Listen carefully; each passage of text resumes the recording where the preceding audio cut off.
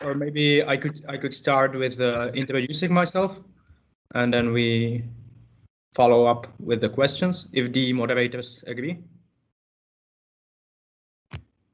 So I guess silence is a consent, though a very popular phrase. It usually does not apply in law. So, but I will take the floor now just for a bit, and then I will then follow up on the questions. If you put them in chat, I will follow the chat. If you ask directly, that's also great. So my name is Tomáš Elbert. I'm a lawyer. I have studied legal faculty to become a lawyer here in Prague. I have finished my studies in 2011. After that, I've been working for an American law firm, White and Case. So it was kind of traditional, let's say, legal environment. And then after a couple of years of that experience, which was, I would say, very rewarding in terms of the experience you can get in a company like that. I mean, in a company that is global and that has quite significant presence also in the Czech Republic. I have switched to go working for the government, actually, for the Ministry of Justice, for the legislative department, where I could see how not only the state functions from inside, but I could also see how the laws are being drafted. So there was quite a different kind of experience. It's again it gives you a different view on how things work from when you are in a private sector, which I was before, and then I was in the public sector. The main reason for switching the careers, I think it was to learn new things, because I like to see how things work, and this actually then brought me to practicing law on my own, to practicing law as an attorney. So after several years at the Ministry of Justice, I started working on my own, which granted me the most freedom I could get, and which granted me the option to choose the work I do and for who I work. And in that time, I was very fortunate. In 2016, I was approached by a client of mine, and he was telling me something about some tokens that they want to, some digital tokens or some digital digital thing. Basically, he said something like Bitcoin, and that they want to issue it and sell it to the public. And that's the time when I start learning more about Bitcoin. So basically, although you have heard about the thing before, it kind of crosses your view, but you are not really interested in. You think it's something weird, right? Some electronic money, and people are speculating on the rise of the price, but you don't understand. The background of it. You don't understand the economic background. You don't understand the privacy background it has. So you don't know what is behind it and how it should really serve the general public. But in 2016, I started learning more about it. I saw a couple of documents first, and then as basically everyone involved in the sphere says, it takes you in the rabbit hole. So a couple of weeks, couple of months, you are really not doing much else in your free time, learning more and more. And so that brought me to colleagues of mine who had the very same interest, and who have been involved in the industry since 2016 as well, and who have established in 2017 the law firm Blockchain Legal that I'm working for now. So for me, I would say, just in general, that the experience of last 5 years around Bitcoin and other virtual currencies, and nowadays virtual assets, has been quite a ride for especially for a legal environment. which has also significantly developed for in the last 5 years. So if you imagine in 2016, and we have been thinking about selling those things that are something like Bitcoin, what we could refer to was a Czech National Bank opinion telling you that Bitcoin is not electronic money, and as such is not regulated and overseen by Czech National Bank, and basically they don't want to have much to do with it. We have enough of our other work, and Bitcoin is really not significant for us. So we knew these things are probably not electronic money, but we also knew that these things that are being sold, these tokens, they are something else than Bitcoin. Actually, they are quite something else than Bitcoin, not only because they are being sold, but also because they should fulfill some other function. So we had to first think about what is it? What are those tokens? Is it if it's not money, or if it's not electronic money, is it a thing, or is it an intangible thing? Maybe is it some intellectual property, or maybe is it a security, something like a share or a bond? So we have been asking very, very basic questions in 2016, 2017. We did not have much to refer to. So, for example, when the client wanted to have some terms of conditions of this sale of the tokens, basically an initial coin offering, as they were afterwards referred to, they told me, yeah, it's there must be something similar. Just look at this.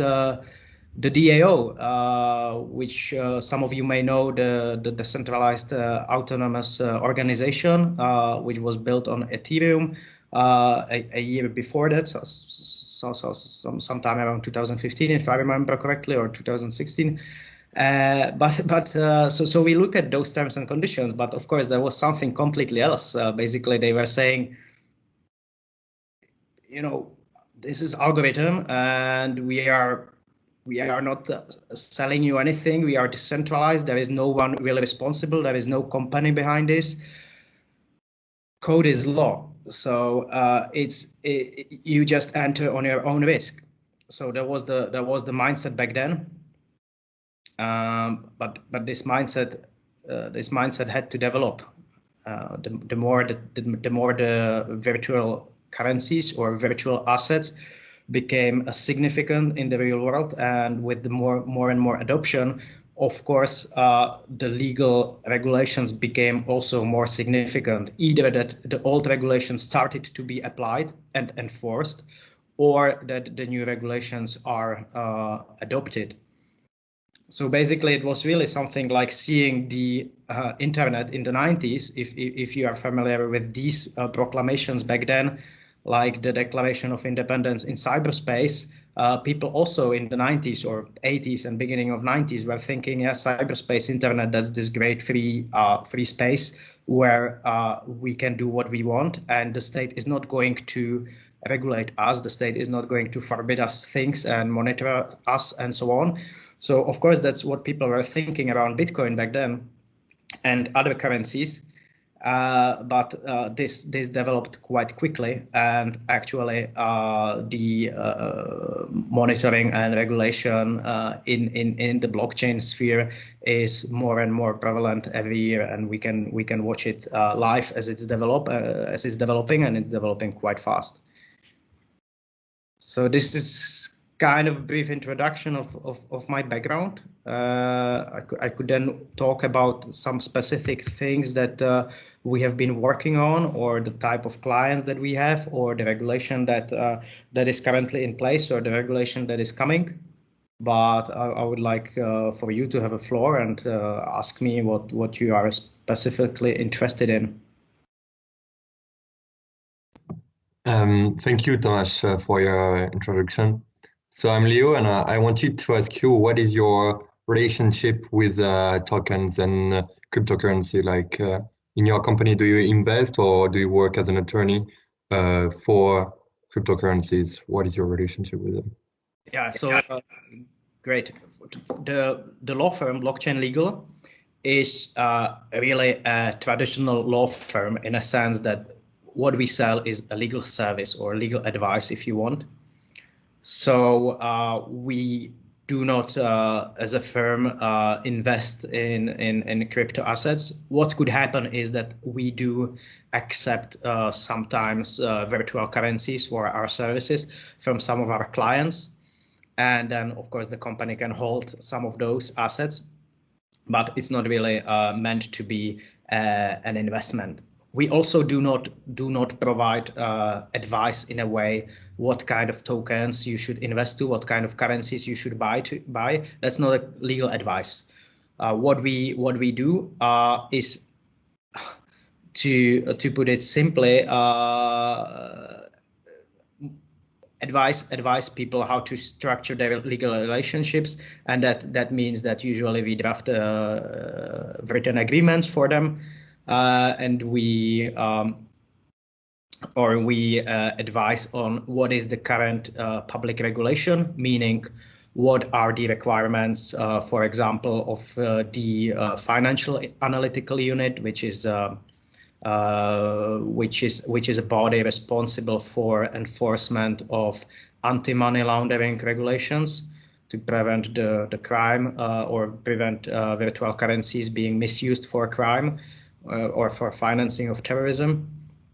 So that's what we do. We provide advice. We do not invest or create our own tokens or I don't know, making some virtual asset transfers and so on.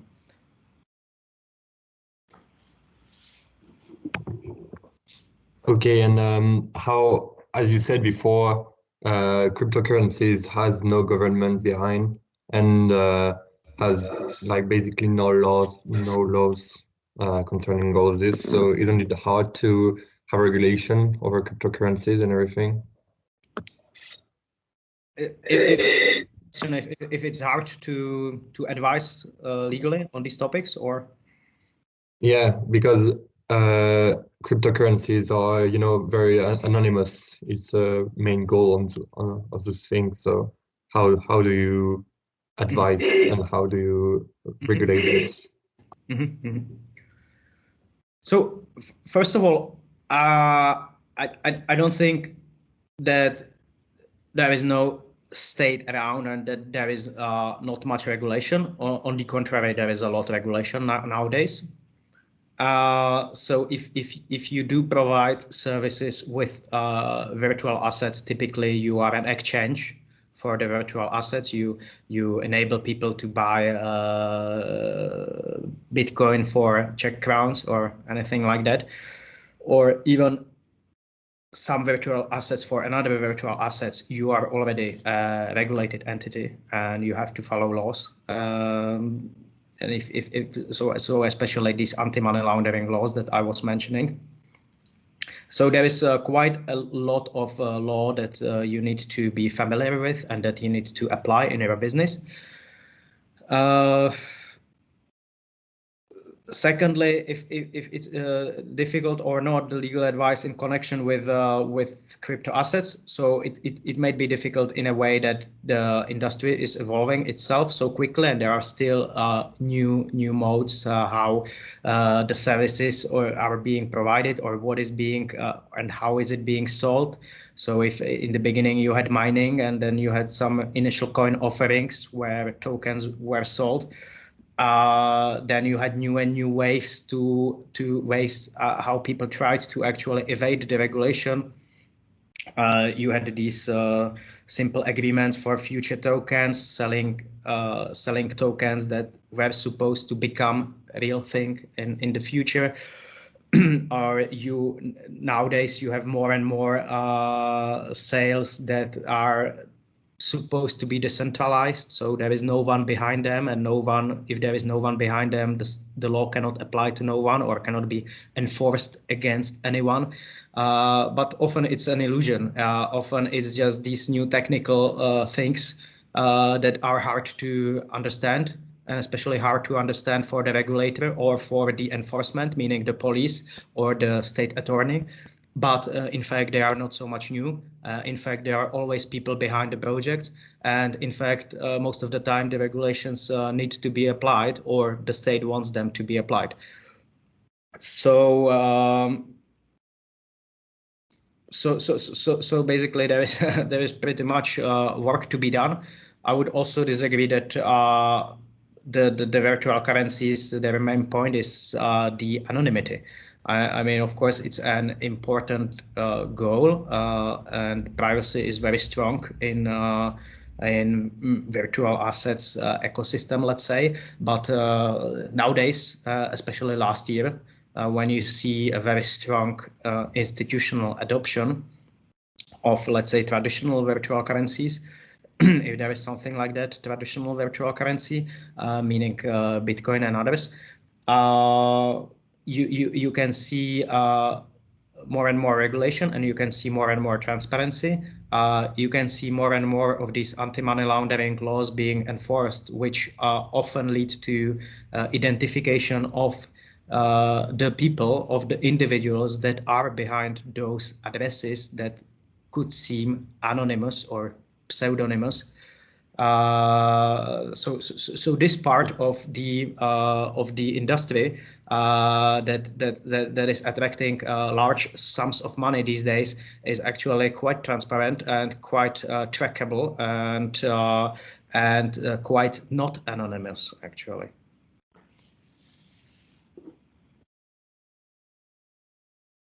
If you disagree, of course, I'm happy to elaborate, or let me know what would you like to discuss further.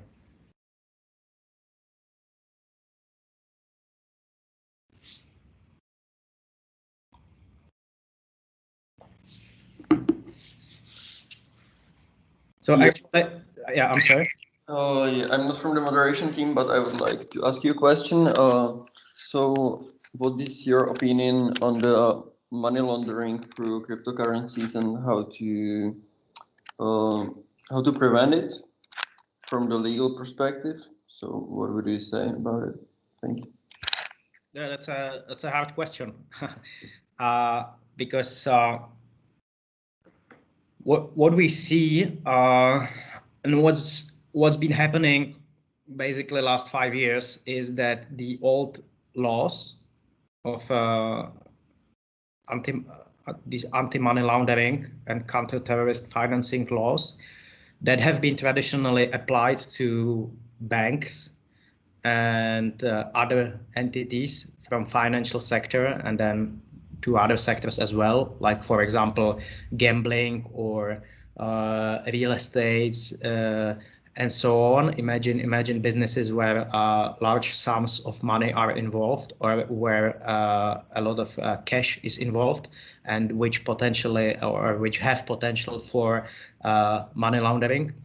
So these laws that have been in place traditionally, they are becoming more and more strict in last 20 years. In respect of all the categories, they have been, especially you could see large move ahead after 9/11, 2001, after the terrorist attacks. So you have more and more monitoring being requested from the private individuals, which includes banks and other financial institutions. And so these laws have been applied to the virtual currencies ecosystem as well, because basically, first, when the regulators saw virtual currencies and they saw Bitcoin, and as you said, they saw something that is really hard to follow. Maybe that is anonymous, or even if it's just pseudonymous, it's just you can see the transactions online, but it doesn't tell you much, just the transactions, well, right? So there, from the regulator, there is they see huge risk connected to the virtual currencies and virtual assets, and therefore they are very strict with applying these AML laws, and that forces a lot of private individuals to enforce very strict rules against their customers, identifying them, asking them for their ID, meeting them personally, asking them where is the money or the cryptocurrencies coming from, how did they earn it, what do they want to do with it, whom they are sending it. So basically, they are really stripping you of any privacy. the approach is questionable. The approach of this AML monitoring is questionable in other areas as well, in respect of other obliged entities, and it is especially questionable in respect of virtual currencies, since virtual currencies are based on these distributed ledger technologies. So basically, virtual currencies are nothing else than public databases of transactions. And when you have a public database of transactions, you have quite a lot of amount of data which you can work with.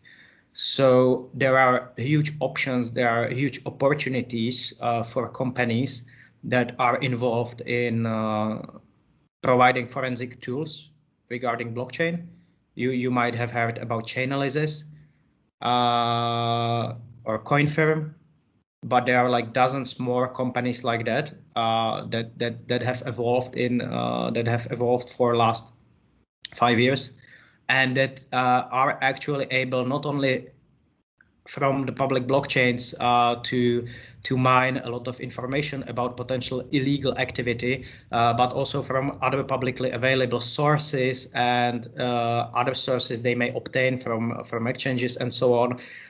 They may create a very specific picture of the illegal activity that is in fact going on. And I think that's where we stand now, that the regulators, they need to start taking this fact into account, that you have these very strong forensic analysis tools at your disposal, that you can buy these services and that you can actually enforce the law with them very effectively. The other point is that also once these tools are embraced, and they are being embraced by the industry itself, although, for example, within Czech Republic, the government or the law is not pushing for adoption of these tools. So those tools are being embraced, and and in fact, thanks to them, you can see that actually the crime that is in fact going on is quite insignificant if you compare it to the amount of all of the transactions. So if you dig into the data, if you look, for example, in the last report of Chainalysis, you could read that around 0.34% of all the volume of virtual assets transactions are related to crime. And that actually appears like quite a small number, and that appears as quite a small number if you also compare it to the estimates around traditional financial system and its misuse for criminal activity. So if they are talking about 0.3% of the trade being tainted, it may be something around $10 billion, which may seem like quite a lot. But then if you look at the statistics of the international money laundering that is going on, and you read about 1.5 or 2 trillion US dollars being laundered, you can see that virtual currencies have significantly less than 1% on all the money laundering that is in fact going on. So the rest being cash, and being especially the traditional financial system. So the point is that really the distributed ledger technologies, I'm not saying they are not being used for crime, and I'm not saying they are, it's not for the criminals, it does not seem very lucrative to use them for crime, and especially if you look at those privacy coins like Monero and others, or these privacy enhanced coins. Of course, they are used by a few sophisticated criminals, but what also these reports find, the groups that are using them are quite small. And if those forensic tools are used more in larger scale and better, the crime from virtual currency scene could be actually even lowered. So my opinion is that the current AML regulation is at least questionable. Whether it is efficient in a way that we have it, and whether it is efficient to make it even stricter, which is basically where the development these days is going on the international level, which is the Financial Action Task Force body, and on EU level with the new AML directives, and then consequently also on level of the Czech Republic.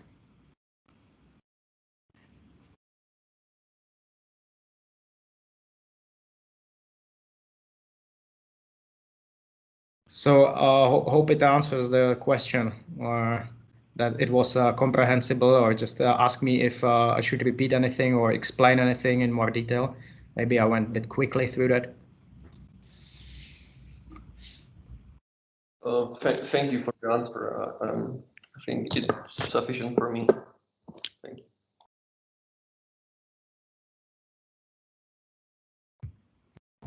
Okay, and do you think that because there are more and more policies and restrictions with the boom of cryptocurrencies in this period, and do you think that governments in general are more for or against those cryptocurrencies?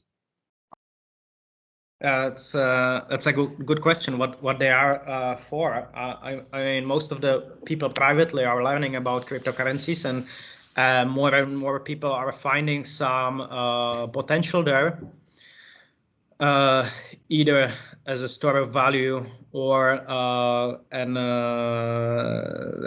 some payment as some payment gate, let's say. But from the perspective of the governments, as I said, it's really seen primarily as a threat on part of money laundering. Secondly, as a potential risk for the whole financial system, let's say. Meaning if virtual currencies are even larger, if they have even larger volume, especially if those stable coins are even more successful, and Bitcoin and other traditional virtual currencies are successful as a store of value and may be used as an escape from the traditional fiat currency system. So the governments and the international body are analyzing the risks that the threats that it poses for the financial stability, because they not only see them as anonymous, which is not true, but they also see them as very volatile, which is true, which cannot be denied, and which probably they will be for some time before the volatility lowers. But they, of course, also see them as part of the traditional power that they do have in fiat currency system. That this part of the power on issuing new currency is maybe being stolen or taken away slowly from them, very slowly, and we are in the very beginnings of that. So generally, all of the governments are alerted, although that all of the governments and regulation bodies say, or most of them say, that they want to embrace virtual assets because they see the huge amount of innovation that is going on.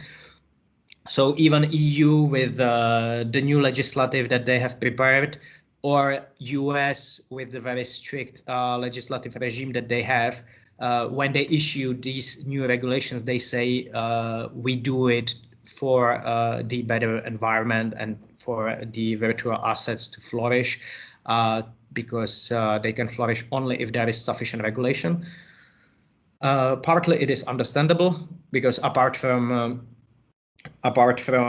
those risks of money laundering that they see, those risks on financial stability that they see, they also see necessity to protect consumers. They are afraid of the investors buying into these utility tokens or security tokens or NFTs maybe these days, that all these assets there is a lot of speculation around them, no doubt about it, and they go very quickly up and they can go very quickly down, and people can lose a lot of money, and people without understanding what they are putting their money into are losing a lot of money, and governments feel it's their responsibility to protect the investors, which they have always tried to do. So so lots of new regulation is being adopted. The problem is, of course, that the regulation lags behind the development, because the development in virtual assets is very, very rapid these days. I mean, very rapid for the last 10 years, not just these days. So the regulation is lacking behind. That gives you some space for the new innovation, but at the same time, it gives you great uncertainty what the regulation will be next. So it is hard, and it is hard for the legislative departments to really successfully embrace the development that is going on, because the ecosystem is really vast, it's global, it's unpredictable, and it's fast.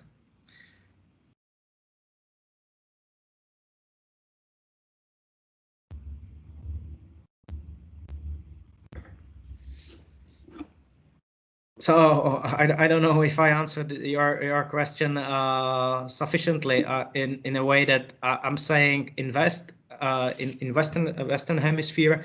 The states are generally trying to adopt this trend in a way, but maybe they are not doing it always in a very good manner, and they are not. Maybe sometimes they are causing more harm than bringing benefits. But and on the other hand, you have few states that are openly fighting against the trend. We have seen it in past in China. We have heard about it in India, and you would find many other examples throughout the world where the governments realize that actually virtual currencies are posing already quite a significant threat to their policies, and therefore they are trying to ban it, or they are trying to make it harder to use them, which of course they can do, but it's questionable whether they could be successful, fighting this global phenomenon. Okay, thank you for your answer.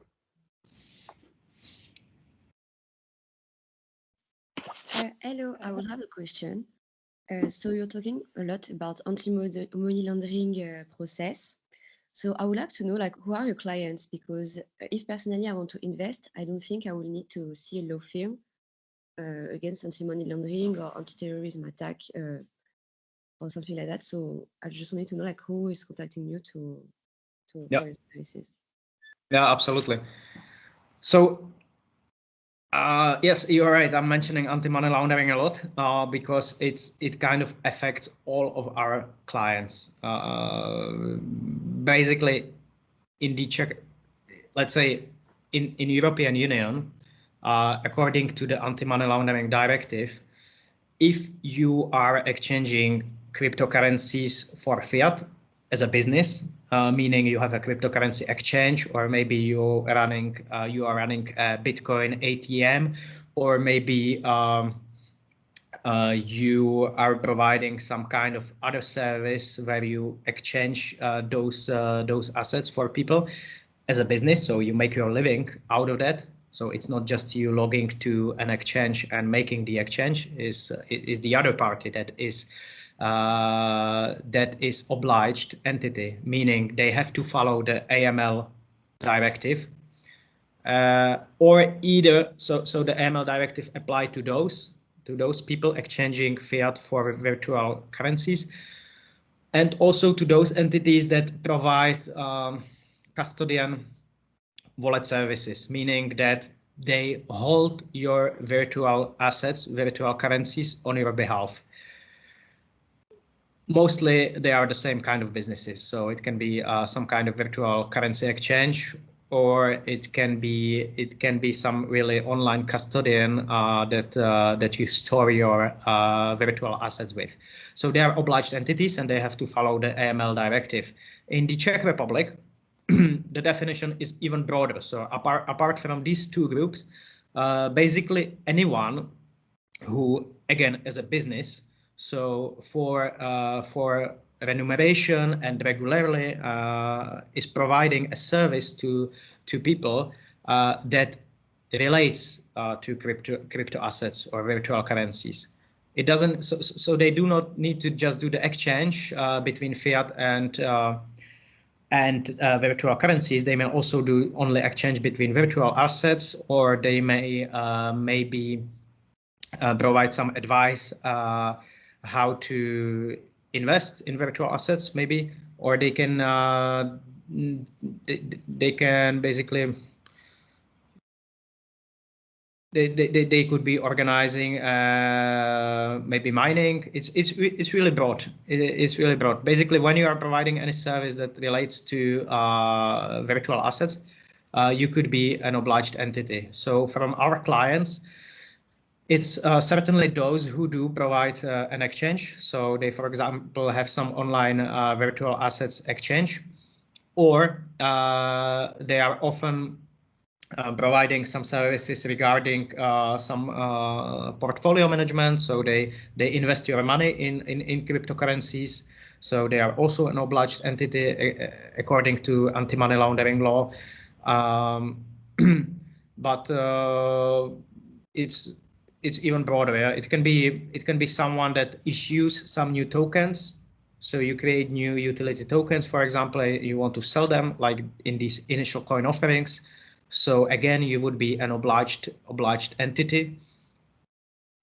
But yeah, maybe it could be even some mining pools when you are organizing other miners to mine and then distribute the rewards for the mining. Maybe you could be an obliged entity. It really depends on the business, how you have it structured. But basically, our clients are those exchanges. Our clients are people providing some more private services regarding the virtual assets. So they, for example, invest on your behalf in virtual assets. Or also other companies that are somehow involved with virtual assets. They may not be providing services related to virtual assets. So some clients are not. They are not obliged entities, but they, for example, hold the virtual. They hold virtual assets, and they want to have some internal guidelines on how to store them. Let's say within the company, how to distribute them to the employees when you want to pay part of the reward to the employees in virtual assets to your employees. So those may be the traditional scenarios of our clients.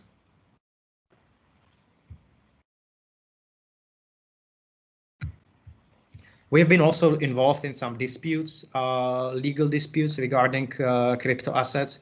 So, for example, someone has bought some virtual assets and they have not been on a kind of e-shop, and that they have not been provided them. So we had to sue the other party, and so we have been successful in those areas, and that is also very interesting because you go to court and you have to explain to the judge what is this thing that you want, and it doesn't have to be Bitcoin. It can be some Potcoin or some very bizarre kind of virtual currency, but you want the other party to transfer it to you because it has value. It is traded.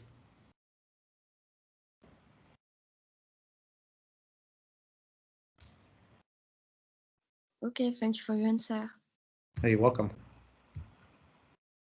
So I guess the judge has to be also informed about, like, trained about cryptocurrencies to understand the suit. No. Yeah, it's you cannot choose the judge, right? So it's a matter of chance which judge is deciding on the particular case. The court basically has a list of judges, and the new cases that arrive to the court go chronologically to are chronologically distributed to the judges. So they cannot choose. They cannot choose a judge that has, let's say, cryptocurrency expertise.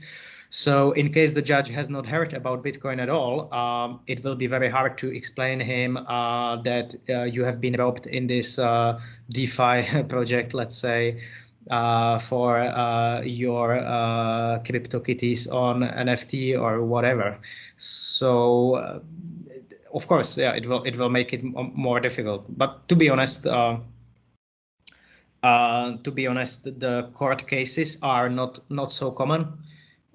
Because sometimes it might be really hard to sue someone. Often it may be hard because the other party that has done you wrong and that you would like to sue is actually not based in the Czech Republic, and it's not even based in some EU member state, but they may be and not even in some let's say jurisdiction with efficient legal enforcement. So they may be in these offshore destinations in Caribbean or around the world on those small islands, and of course you are not going to sue there because first, it will be expensive. Secondly, there is hardly anyone to be sued. And if you find someone to be sued there, usually the money is not there anyway. So those disputes around cryptocurrency so far has been quite rare, I would say. But of course, with the broader adoption of cryptocurrencies, this is changing as well. And we will see more court cases being heard. We will also see more occurrences of police actually seizing virtual assets. We have actually just recently read about a Department of State that is responsible for taking care of Czech Republic property.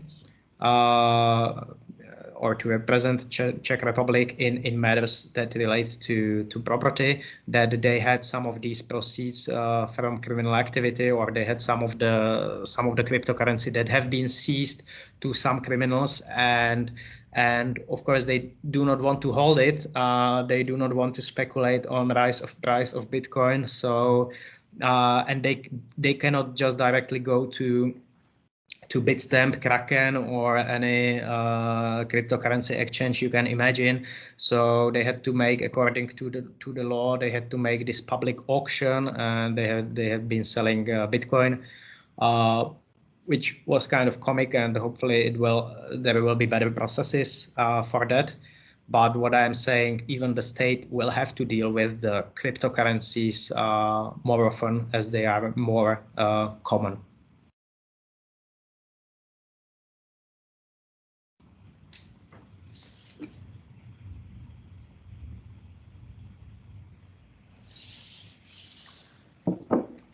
So I don't know if there is any other question on the list. Yes, I have a question for you. So I would like to know, in your opinion, how do the monetary authorities perceive the cryptocurrency, and how do they envisage the cohabitation of these two forms of assets? Yes, but you said how do Yeah, the monetary authority, like for example the BCE or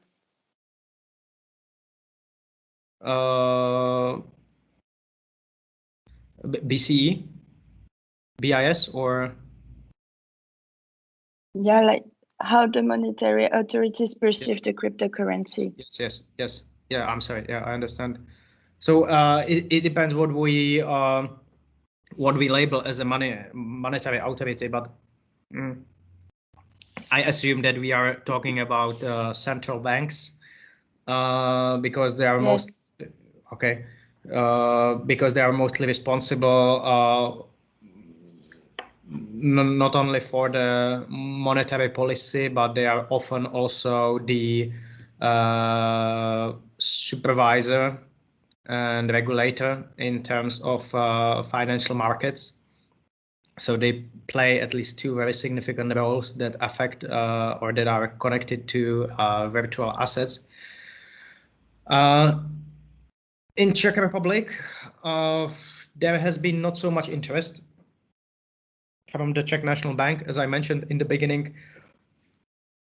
the Czech National Bank actually issued some statement that we could say was quite early on. I think in 2014, they commented on Bitcoin, giving an opinion that that Bitcoin is not a security, so it's not something like a stock to a company or a bond with debt or something like that, and so it does not have it does not bind some rights within it, so it doesn't fulfill this strict financial assets regulation, and especially that it's not money in a sense of how legal regulation understands money.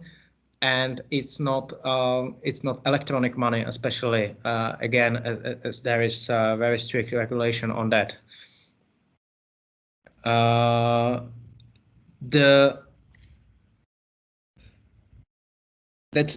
That's one aspect of it.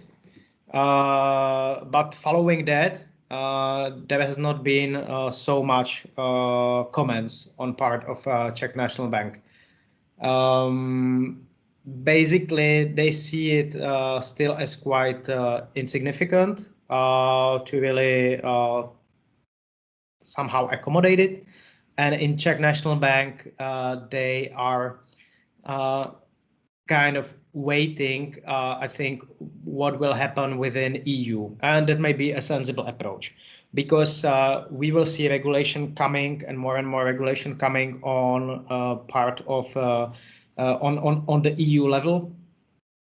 So ECB, European Central Bank, had issued some comments regarding virtual currencies, though they have not been so significant, I would say. Rather, other agencies of EU have been involved, which have commented on the aspect of virtual currencies or virtual assets being securities. And so we are seeing that the virtual assets are being pulled into this traditional regulation of virtual assets. So I think that's first perspective that the central banks see, but central banks especially are worried about, as I mentioned before, about the stability of the financial markets. So they are watching Bitcoin and virtual assets, how large the volume is, and if they could affect actually the stability of the financial markets. They don't see it as far, they don't see it yet, but they are monitoring it, and they are primarily also targeted again on this AML regulation. So they are saying, yeah, it's nice, these virtual assets, but it's in fact it mingles with our traditional financial system. It is very interconnected, and we don't want it to for that to be a gate for illegal activity. So therefore, we have to enforce all of this AML. But so I think there's the traditional look from perspective of the central banks. Last few years, we could also see that there is an ongoing discussion within the central banks on the so-called CBDC, central banks digital currencies. They realize that this innovation, this blockchain or these decentralized virtual currencies, they actually have a potential, technological potential. I don't think they take them so seriously yet, but they think, okay, we could use this part, we could use this potential for the benefit of what we do, and that is basically control the monetary supply. And if we could have our monetary supply on this public ledger, and we could basically monitor through internet all of the transactions, and maybe we could influence all of the transactions, that would be a really cool thing. we would easily issue new money. We would easily pull back the money that is being circulated. Maybe we could even issue out money that has some date of expiry, so very strong inflation rate. And so this CBDC discussion is going on. You could have seen Christine Lagarde from European Central Bank commenting on this, that they are also discussing CBDC. But I think in Europe generally, you see that the states are in the very beginning of the discussion. If you look east, you could see much more progress, especially, of course, everyone is discussing China and what they have done so far. And it appears that they have been actually working quite intensively for several years on this CBDC. So they accept the technology. On the other hand, of course, they do not accept the ideas, let's say, behind traditional virtual currencies, meaning privacy and meaning deflation, meaning some predictable monetary policy. But yeah, we will see more development in this in these areas definitely very soon.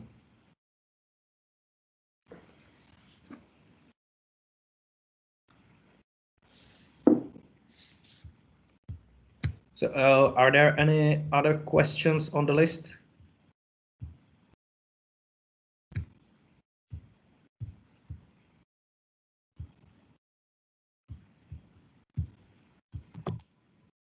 I think there are questions in the chat if you if you want to answer that. Okay, sorry, I haven't seen the chat.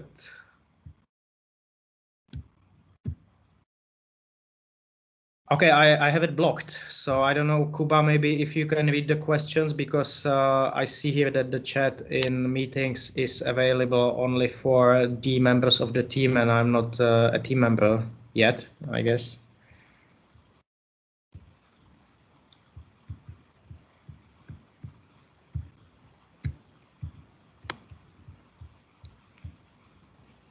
I don't know whether Kuba is with us still. Maybe they can just read their questions, like the students. They can ask their question. Yes, please, that would be great. So go ahead, if anyone wants. So I will ask my question and then they can ask their question. So I wanted to ask you, is there some tips based on your experience you can give, like how to secure our digital wealth, and if you're a starter and beginner, what are some mistakes that everyone does, and you want to share it with us? Is there anything like that?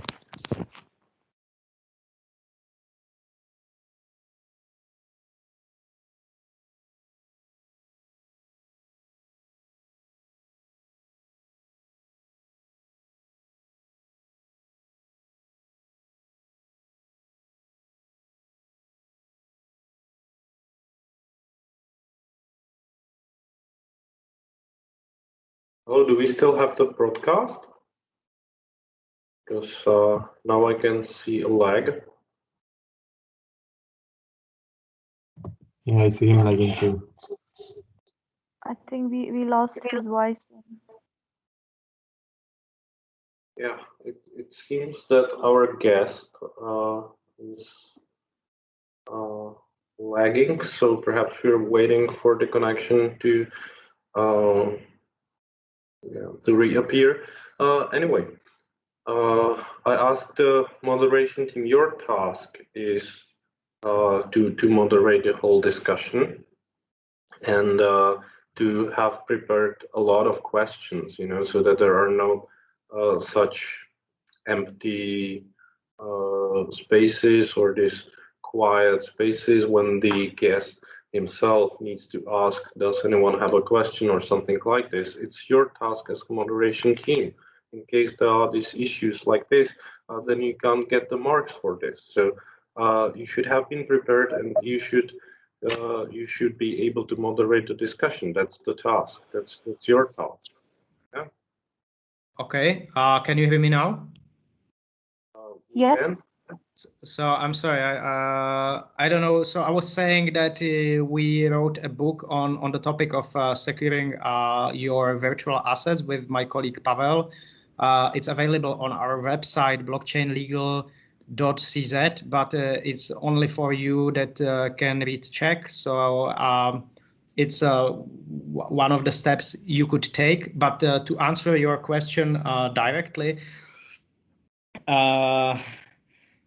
what generally is being recommended for protecting your virtual assets is protecting your privacy, because privacy means security.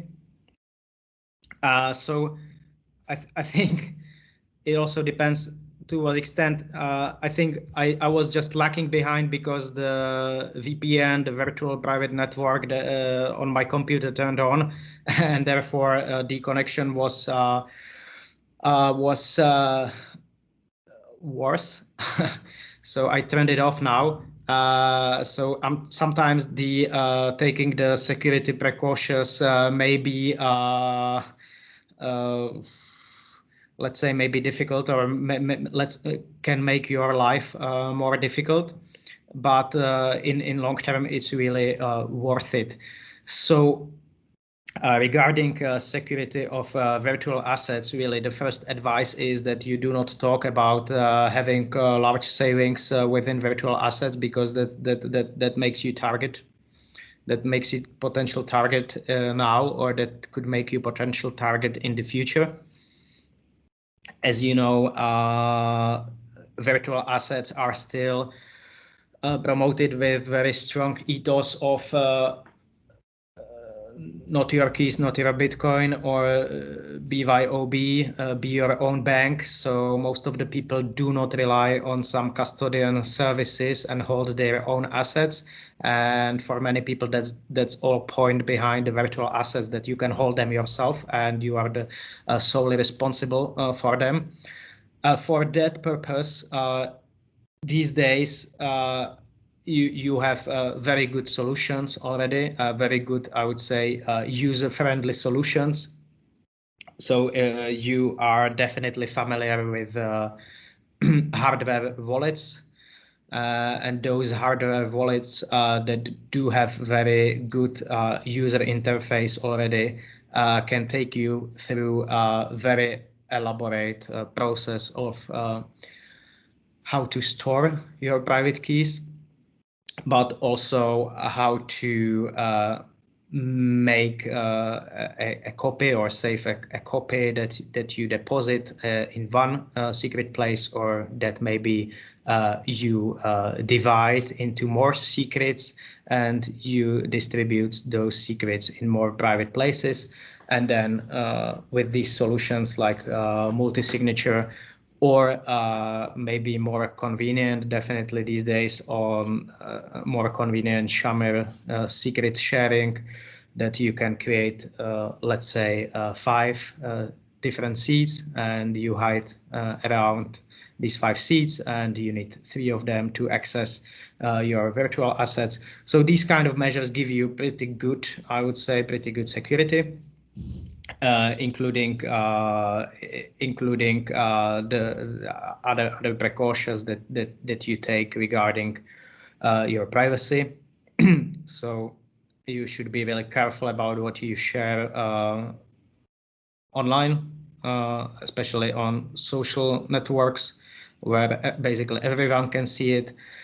But also in emails or in your SMS and so on, basically communication that is often not encrypted and can be easily monitored. VPN, virtual private networks, can be also a very good way how to make your online communication more private. But generally, my point was that if you start using some of these this hardware wallet, it will take you through quite good basic structure how to make your virtual assets more secure, and then of course you can look for more advanced solutions. There are also more and more services being provided, not only for custody, that a third party holds your private keys, but also maybe for some multi-signature custody, like this Casa service, but many other companies that could provide you with some additional layers of security and also convenience. But of course, it takes time to learn to use these services, and you should be very careful choosing those services that are well established, a long time on the market, that have good reputation, and so on.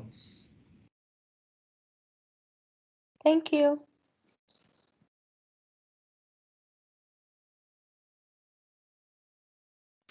I will have a question. I have just read about the case in Germany that somebody was sentenced and the man has probably more than 50 million of euros in Bitcoins. It was in February.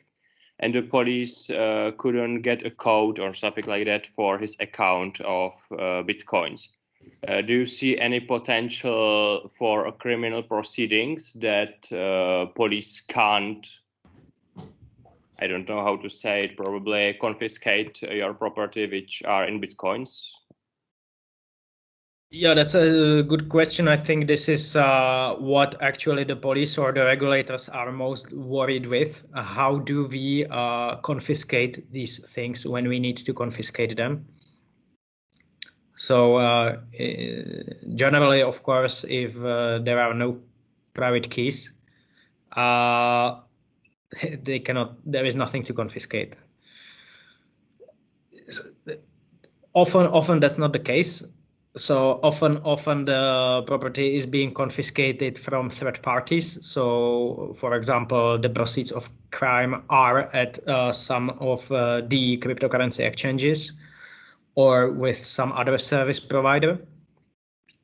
Often the keys are being confiscated with the mobile phone, where the wallet is, or rather with the computer where the wallet is, or where the access details, the passwords are, or even the hardware wallets, of course, are being confiscated. But again, if they are well protected, it will be hard, of course, to recover the private keys from them. This is important to understand. I think this is what makes the authorities to fear this technology. But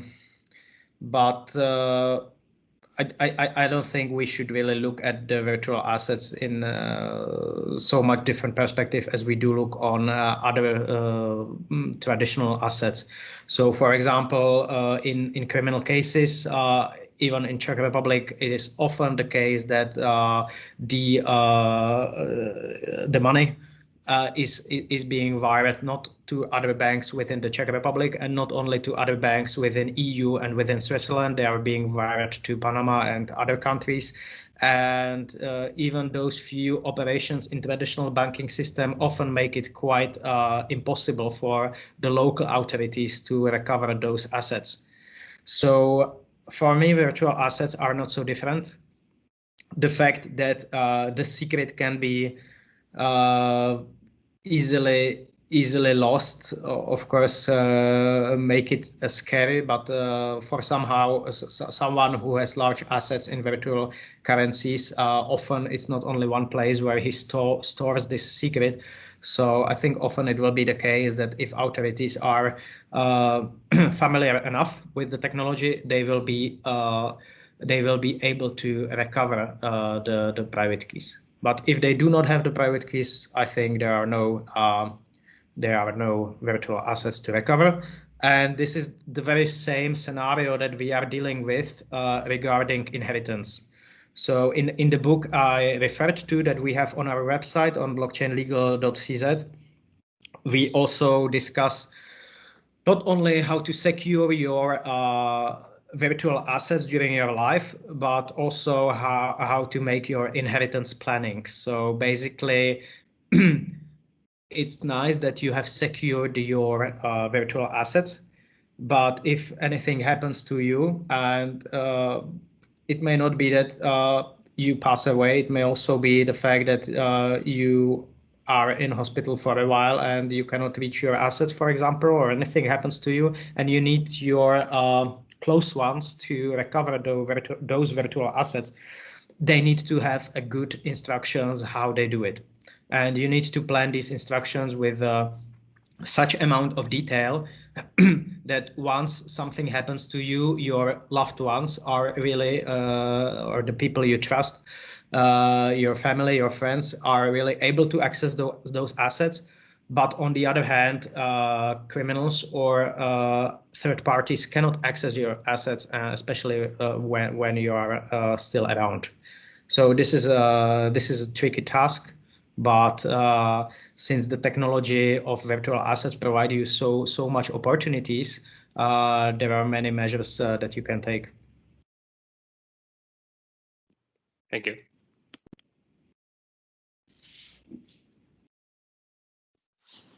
I would have again another question. I would like to know, what do you think about taxation on the on investment? Yeah. Yeah, thanks for the question. That's actually another hot topic, I would say, for many of our clients is AML and it's taxation. Taxes are, of course, very important for the state. So we did not mention this area, so I'm glad for the question. A general disclaimer, we are legal advisors and we do not advise our clients regarding tax matters, but of course, we hear about the tax matters a lot, and often when we discuss those issues, we do cooperate with simpletax.cz, which is who's are actually tax advisors and who have published significantly on the topic of virtual asset taxation.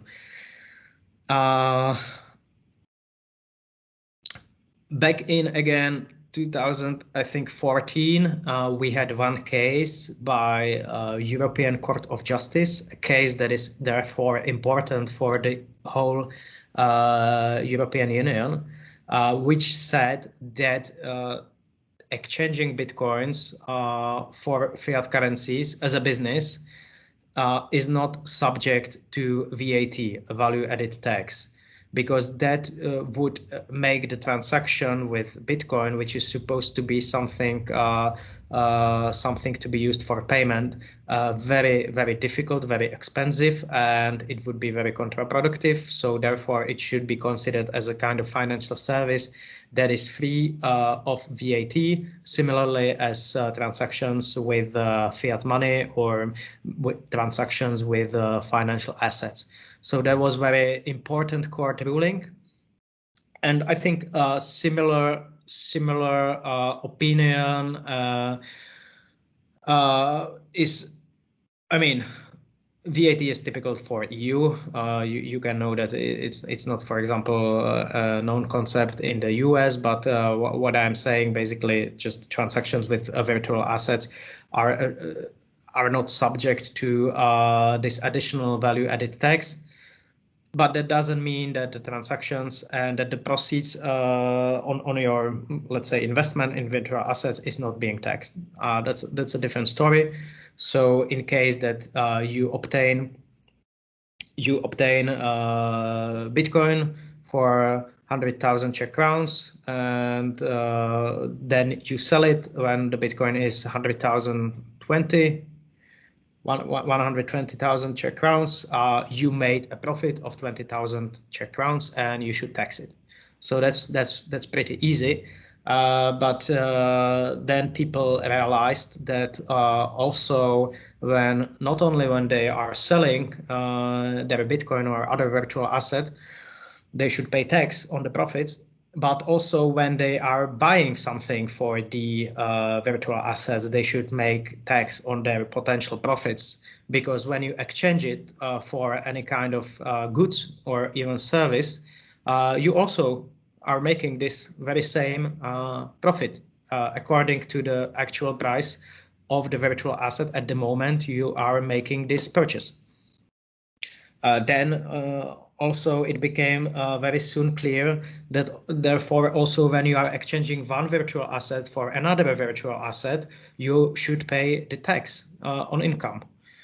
Maybe you make a loss, that depends, but in the end of the year, you should really count all your profits and losses you made and accordingly pay the taxes. So then people realize that the more and more transactions they do with the virtual assets, all of it is relevant from tax perspective. And of course, this caused some people headache, and other people it pushed to create new and new solutions, how to monitor the transactions and how to be able to really pay the taxes on the profits you are making. Interesting development in few EU member states. You do already have some kind of exemptions. So, for example, if you hold a virtual asset or virtual currency for some time, let's say 1 year, for example, and only then you sell it, you maybe do not have to pay the income tax. For example, there have been some more information on that topic regarding Germany or regarding Portugal. But in most of the EU member states, as far as I'm aware, basically any transactions you make are tax relevant, and you should be paying taxes out of that. So far, we have not seen much activity on that regarding that topic from, let's say, Czech tax authority. But we have seen a large amount of activity, for example, in the United States, and this has been covered in media significantly, that the revenues in the US have been very strongly pursuing people with large amounts of virtual assets that probably did not tax their income. We can expect that in the future we will see a similar approach within EU member states and also within the Czech Republic.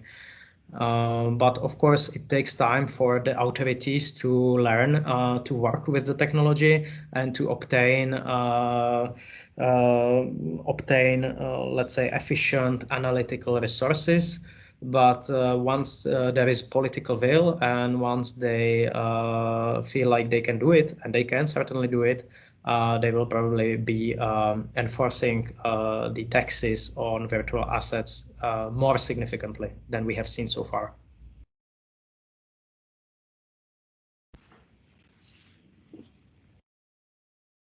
Right, thank you. Let me ask you a question from the chat. There's a question concerning anonymous coins like Monero. Do you think that there will be, or we can expect, stricter regulation even in the EU? Like there is stronger, stricter regulation in South Korea, for instance. I know that there's been a long discussion on this topic, and a couple of years ago, the cryptocurrency companies threatened South Korean government to move their domicile to another country so that they would strip them from the tax revenue. But in the end of the day, this year or last year, this, let's say, regulation was adopted against anonymous coins. And the second consequent question, do you think that these regulations might drive some investors to DeFi and decentralized exchanges in order to avoid this regulation, and then will the government somehow try to question decentralized services? Your opinions? Thank you. Yeah, thanks for the question. Certainly, I think that the regulator is currently just coming to an awareness that there are more types of virtual assets. So they know there is Bitcoin, and they know there are some other virtual currencies, and they know that some of them maybe are securities. But regarding this AML, anti-money laundering laws, I think they will slowly understand that some of the coins, unfortunately, possess larger threat regarding money laundering and terrorist financing. there is evidence in that respect that, for example, you mentioned Monero, the transactions on Monero are rising steadily, and some of the, even today, darknet markets where virtual currencies are being used clearly for illegal purposes, predominantly for sale of drugs. So some of those already do use, from what I read, do use only those privacy coins. Some of those, there have been instances that some of the ransomware that ask people for unlocking their computer to be paid in virtual currencies, and typically WannaCry and so on, it was in Bitcoin. So some of these ransomware nowadays, I have heard request people to pay in these privacy enhanced coins, or they give you maybe a discount for paying in privacy enhanced coins, because as Bitcoin is being, or other traditional virtual assets are being more, let's say, monitored, it's harder and harder to use them for illegal activity, although technical development is ongoing there as well, no doubt about it. But it seems that really the illegal activity is being slowly pushed to the privacy coins, which of course make privacy coins easy target.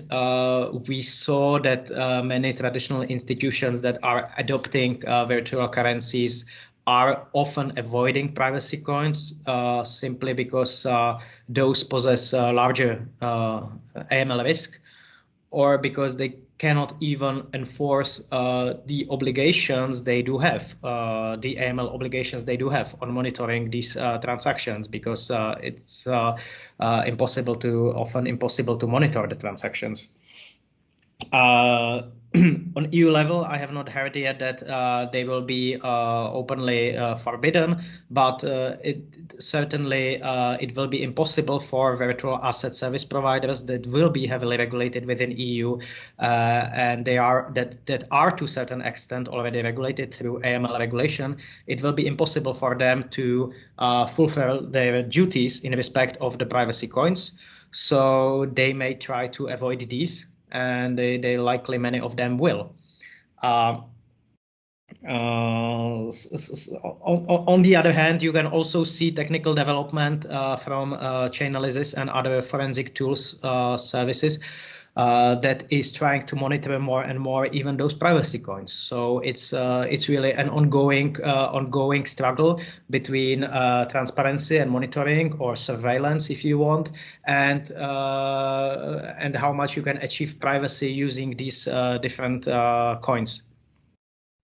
But certainly, I think privacy coins will become an issue, and my point is that the regulator will really learn to distinguish between transparent blockchains and those blockchains that are trying to obfuscate the transactions between those privacy coins. On the second question, certainly regarding decentralized markets, we can see more and more activity there, and I guess it's not only because of the technological progress, but also because it's the new domain that many people in virtual asset space see as a potential domain with potential freedom from state, and freedom from regulation, and freedom from AML and so on. But from what we saw with the regulator, it will be very hard towards the regulator to hide behind the decentralization. With many projects, the decentralization is often on paper, but you don't see it in practice. It's very clear often who are the people behind it. And although they may claim that everything is run by smart contracts and they just put it out and they do not influence it, it will be often very hard for them to really cut themselves off the decentralized projects. So we will see how many decentralized projects are successful in that, and how much they can avoid the regulation. The state will, of course, there is no reason for the state, if they do want to control some of the activity, they should not try to control it when you have some other technical solutions. So if they succeed and make it really impossible, maybe. But then also you must understand that this decentralized space will likely be cut off from the traditional financial system, and none of the regulated entities, even the entities regulated in the crypto assets space, will be able to touch any of those assets from the decentralized markets that may not follow the regulation. So the traditional cryptocurrency exchanges will not be able to list these assets, and will not be able to interact with these decentralized markets. So it will be certainly very interesting development, but no doubt that the regulators will try to regulate also the so-called decentralized projects.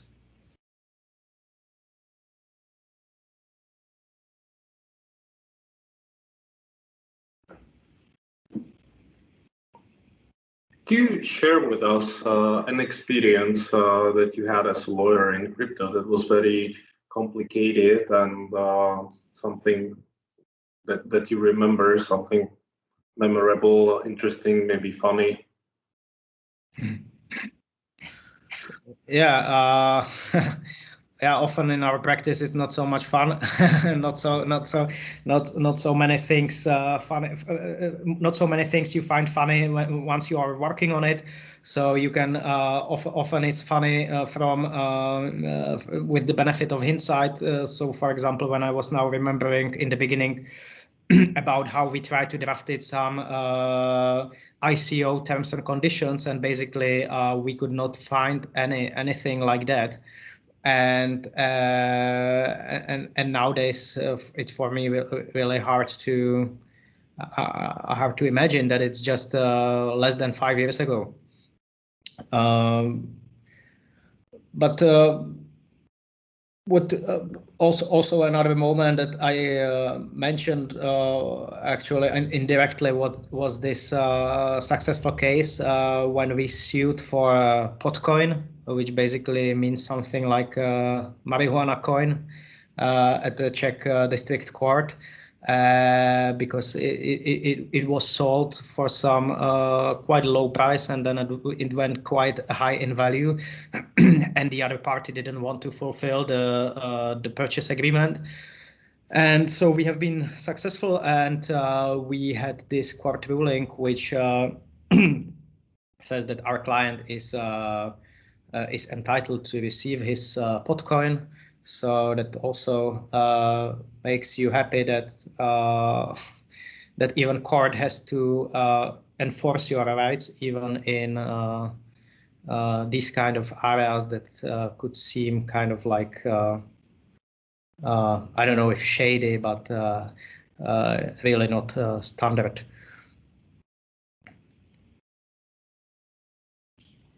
But yeah,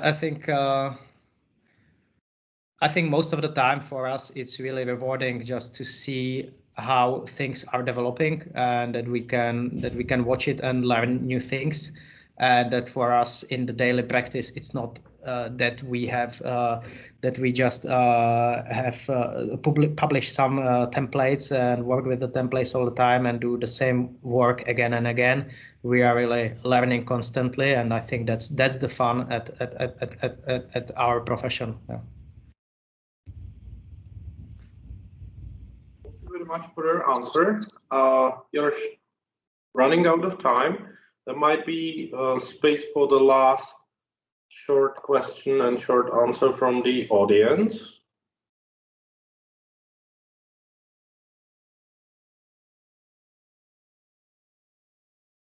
Okay, if nobody wants to ask. I have a question if I can.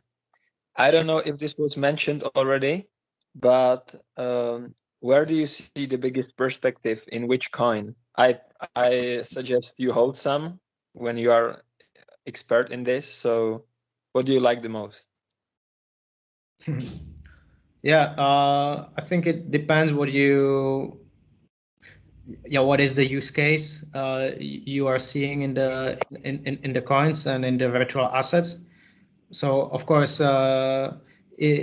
of course, Bitcoin always comes to mind, and I have mentioned Bitcoin many times because it has become a symbol for some kind of long-term investment or store of value, something like that, digital gold, whatever you like. But at the same time, I'm really seeing the whole ecosystem, if you want, and you are seeing the new use cases every day. I mean, we have seen many use cases that did not come to fruit, like in logistics or in food monitoring or voting or distributed identities and so many different projects. But I still believe that many of these will come to realization. I also do believe that we will see much stuff in DeFi happening. So around Ethereum, but also other maybe networks, we could see much progress in following years. And I believe there will be products that will be really valuable for people. But still, we are very early. It's 10 years since the white paper on Bitcoin was published. And that is still very short time. And on the other hand, if you look how much has already happened, it seems like ages, as I described, even those 5 years. Yeah. Thank you. Thank you for the last question and the last answer, last comment. Thank you very much, Tomáš, for being our guest today. I appreciate it. I learned a lot of new things. I'm sorry for some technical issues and some lags, let's say, pauses between the questions. I'll call you in a minute. Anyway, that's it for today. Next week we continue with our show. I hope that the record will be available on YouTube so that we can watch the record, and I'll post more information together with Lubo on Teams. So thank you very much again. So thank you, Kuba, for organizing this, for giving me the floor, and especially thank to all of the participants. It was really enjoyable to talk to you, and maybe we can in the future have some discussions on some specific topics if you are interested. Perfect.